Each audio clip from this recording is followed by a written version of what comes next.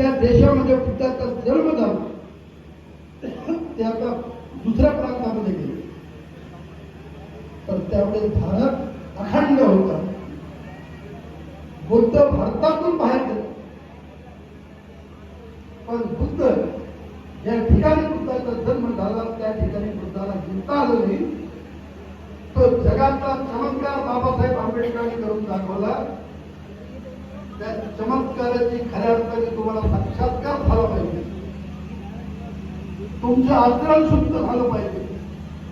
आयुष्य जगत असताना बुद्धाच्या आचाराची आणि बाबासाहेब आंबेडकरांची विचारची ही शिकली डोक्यात घेऊन जेव्हा आपण त्याला नतमस्तक होतो, जय भीम म्हणतो, ती ऊर्जा तुमच्यात आहे.